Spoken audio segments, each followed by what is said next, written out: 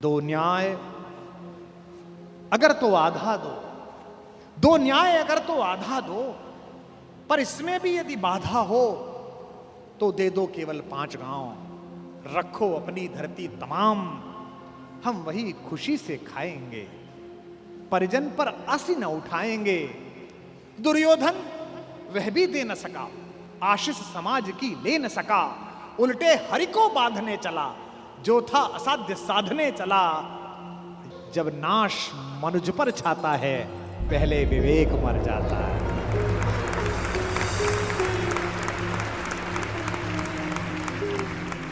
जब नाश मनुज पर छाता है, पहले विवेक मर जाता है। हरि ने भीषण हुंकार किया, अपना स्वरूप विस्तार किया। डगमग डगमग दिग्गज बोले, भगवान कुपित होकर बोले, जंजीर बढ़ाकर साध मुझे। हां हां दुर्योधन, बांध मुझे। कृष्ण ऐसे ही हैं जो अपनी समीक्षा का अवसर देते हैं। हस्तिनापुर के दरबार में खड़े हुए कृष्ण, जिनकी भगवत्ता के विषय में स्वयं जानते हैं द्रोणाचार्य, स्वयं जानते हैं पितामह भीष्म, स्वयं जानते हैं धृतराष्ट्र, उसके बाद भी वो भ्रम पैदा करते हैं कि मुझसे युद्ध किया जा सकता है, मुझे बांध सकता है। क्योंकि दुर्योधन को वह दुर्बुद्धि का संकेत देने की क्रिया भी भगवान की है। आप सब जानते हैं कि बचपन में एक बार कृष्णा अर्थात द्रौपदी अर्थात यज्ञसेनी, जो यज्ञ की अग्नि से निकली थी, जिसके शरीर में सुगंध आती थी, भारतीय स्त्रियों के इतिहास की सबसे दीपित चरित्र है द्रौपदी। इस देश को इस समय अबलाओं की आवश्यकता नहीं है। अपने केशों पर अगर कोई निर्लज्ज हाथ डाल दे तो उसकी छाती फाड़ देने का साहस पैदा करने वाली द्रौपदियों की आवश्यकता है। भगवान यूं तो शांति लेने के लिए गए थे। जब खाना खाने लगे और पांडवों ने कहा, युधिष्ठिर ने विशेष रूप से कहा, माधव मैं युद्ध नहीं चाहता, आप जाना और कहना बस 5 गांव हमें दे दें, हम 5 भाइयों को हम काम चला लेंगे। माधव ने कहा, बड़े भैया जो आपने कहा है वही होगा। लेकिन माधव तो युद्ध ही चाहते थे। माधव चाहते थे कि एक बार निरंकुश शासकों के छोटे छोटे राज्य विगलित हों और एक अखंड विश्व में अखंड भारत का निर्माण हो, भारत की एक अखंड श्रृंखला का निर्माण हो। शांति ऐसे नहीं आती। शांति नहीं तब तक जब तक सुख भाग न नर का सम हो, नहीं किसी को बहुत अधिक हो, नहीं किसी को कम हो। यह कहा अर्जुन ने, लेकिन युधिष्ठिर ने नहीं मानी, बड़े भैया ने नहीं मानी। ये जो बड़े भैया लोग होते हैं बड़े शांतिपूर्ण होते हैं। शांति शांति शांति। हर घर में कुछ युधिष्ठिरों की आवश्यकता भी है, लेकिन हर घर में ऐसे लोगों की आवश्यकता है कि अगर कोई निर्लज्ज कुलवधू के आंचल पर हाथ डालने की कोशिश करे तो वो बिना बड़े भैया से पूछे अपना गांडीव उठा ले और अपनी गदा उठा ले। ऐसे लोगों की आवश्यकता है। और समय पर ये गांडीव और गदा नहीं उठे तो मान लेना कि समाज में महाभारत प्रतीक्षा कर रहा है। पृथ्वी लाशों से पटेगी, कोई नहीं रोक सकता। शांति लेने के लिए गए। कृष्णा ने भोजन कराया, द्रौपदी ने भोजन कराया। भोजन कराने के बाद निर्वासन की कुटिया से कृष्णा बाहर आई और हाथ धुलाने लगी माधव के। तो उसने कान्हा से पूछा कि कान्हा, याद है तुम गर्मी की छुट्टी में हमारे घर आए थे? कृष्ण ने कहा, याद है कृष्णा, तुम मुझसे चौसर में हार गए थे। कृष्ण ने कहा, याद है कृष्णा, मैंने तुमसे कहा था कि मैं इस हार का कुछ लूंगी, जिसे कहते हैं ना O2 अंग्रेजी में, I O2। तो द्रौपदी ने कहा, कृष्णा ने कहा, You owe to me, तुम्हारा मुझ पर उधार है। एक वादा उधार है, एक कसम उधार है, एक शपथ उधार है। और वादा कैसे तोड़ देते, वचन को कैसे भंग कर देते कृष्ण? क्योंकि मैंने पहले भी बताया था, कृष्ण कुछ अलग नहीं है। कृष्ण भी तो उसी खानदान का कंटिन्यूएशन है जो ये कहता है कि रघुकुल रीति सदा चली आई, प्राण जाई पर वचन न जाई। भी तो वही है, बस सूर्य से चंद्र में आए हैं, इतना ही तो हुआ है। मुस्कुराते हुए कृष्ण ने कहा, मांग क्यों मांगती है, आज क्यों मांगती है? बोले यही समय है। हस्तिनापुर क्यों जा रहे हो? कृष्ण ने कहा, अरे अंदर बात नहीं सुनी, बड़े भैया कह रहे थे शांति लेने जा रहा हूं, जाओ शांति लेके आओ। द्रौपदी ने कहा तुम्हें उस हारी हुई बाजी की शपथ देती हूं, युद्ध लेकर लौटना। यह तो कृष्ण को पता ही था कि युद्ध मिलेगा, लेकिन शठ को, मूढ़ को, दुष्ट को अंतिम समय तक समझाना आवश्यक है, ताकि विश्व भर को, समाज को संदेश जा सके कि यह तो पिटने का ही अधिकारी था।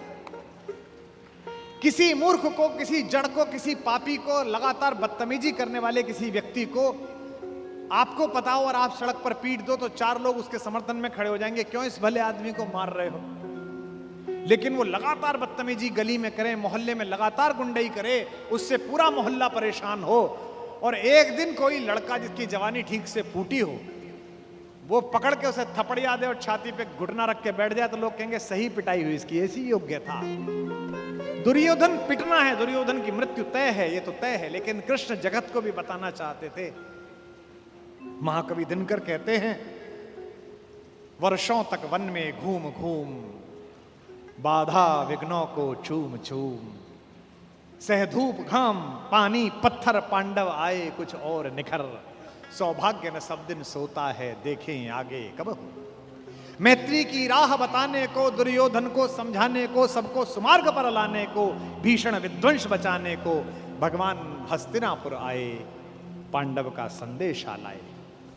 2 न्याय अगर तो आधा दो, 2 न्याय अगर तो आधा दो, पर इसमें भी यदि बाधा हो तो दे दो केवल 5 गांव, रखो अपनी धरती तमाम, हम वही खुशी से खाएंगे, परिजन पर आसी न उठाएंगे।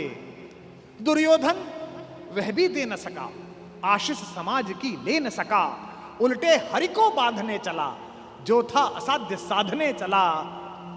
जब नाश मनुज पर छाता है, पहले विवेक मर जाता है।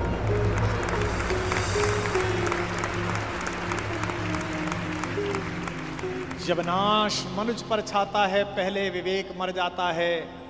हरि ने भीषण हुंकार किया, अपना स्वरूप विस्तार किया, डगमग डगमग दिग्गज बोले, भगवान कुपित होकर बोले, जंजीर बढ़ाकर साध मुझे, हाँ हाँ दुर्योधन बांध मुझे। यह देख गगन मुझ में लय है, यह देख पवन मुझ में लय है, मुझ में विलीन झंकार सकल, मुझ में लय है संसार सकल, अमृत फूलता है मुझ में, संघार झूलता है मुझ में, उदयाचल मेरा दीप्त भाल, भूमंडल वक्षस्थल विशाल, भुज पर बंद को घेरे हैं, मैनाक मेरु पग मेरे हैं, दीप्ते जो ग्रह नक्षत्र निखर, सब हैं मेरे मुख के अंदर।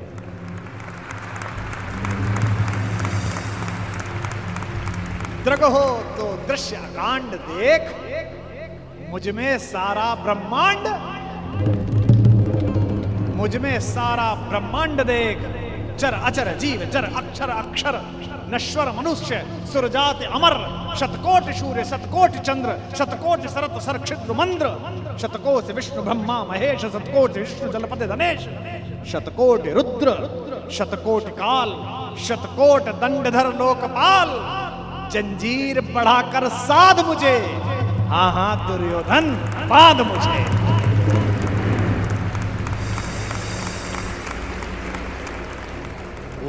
लोक अतल पाताल देख, गत और अनागत काल देख, यह देख जगत का आदि सृजन, यह देख महाभारत का रण, मृतकों से पटी हुई भू है, पहचान कहां इसमें तू है।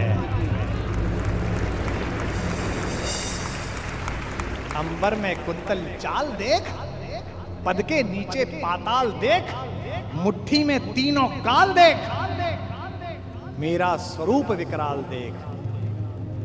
सब जन्म मुझी से पाते हैं, सब लौट मुझी में आते हैं। जिह्वा से कड़ती ज्वाल देख, सांसों से पाता जन्म पवन, पड़ जाती मेरी दृष्टि जिधर, हंसने लगती है सृष्टि उधर।